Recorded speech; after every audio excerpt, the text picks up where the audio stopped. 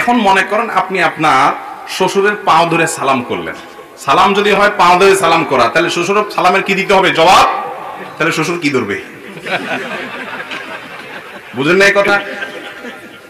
কথা বুঝেন নাই? সালাম দিলে সালামের জবাব দেওয়া ওয়াজিব। সালাম দিলে সালামের জবাব দেওয়া কি রে ভাই? ওয়াজিব।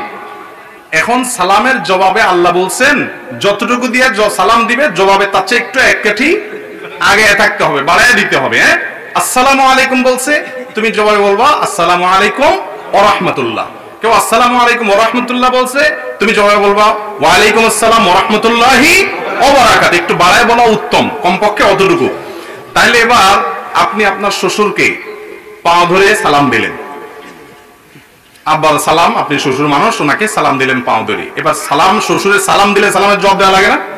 তাহলে শ্বশুর কিভাবে জবাব দিবে বলেন?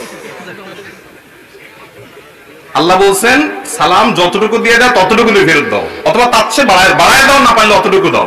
তাহলে শ্বশুর কমপক্ষে আপনার পাও ধরতে হবে, আর বাকি ইচ্ছে দেন আর নিচে নামবে কোথায়? পায়ের নিচে তার কিছু নেই, ঠিক না? ঠিক। তাহলে বোঝা গেল এটা কোনো সালাম না।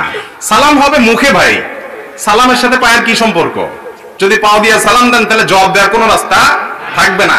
আপনি পাও ধরে সালাম দিলেন, শ্বশুর একটা উষ্টা মেরে আপনার জবাব দিলে কেমন হবে? যে বেটা এটা কোনো সালাম হইলো? আমার কথা বুঝেন না আপনারা?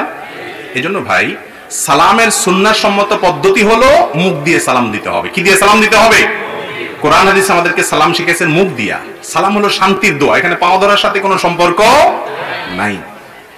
কিন্তু এগুলো না করলে মুসিবত হলো যেসব শ্বশুর শাশুড়ি বুঝে না, বলবে যে কি বেয়াদব, হ্যাঁ পাঁচই সালাম করে নাই। তো এটাকে রিকভার করার জন্য কি করবেন? খুব ইনোসেন্ট বয় হিসাবে শ্বশুরের সামনে খুব ভদ্র হয়ে থাকবেন, অনেক সম্মান শ্রদ্ধা করবেন, যাতে করে বুঝতে পারে ওনারা যে পাও না ছুলে কি হয়েছে, ছেলেটা আসলে ভালো। কথা কি বুঝাতে পারছি?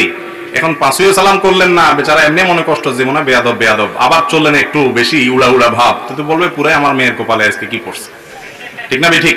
বিধায় শ্বশুরদের প্রতি শ্রদ্ধা করতে হবে, মুরব্বীদের সম্মান জানাইতে হবে, কিন্তু সম্মান জানানোর পদ্ধতি হবে কোরআন এবং হাদিস। মন গড়া পদ্ধতিতে সালামের সাথে পাও ধরার কোনো সম্পর্ক না। সালাম হবে কি দিয়া?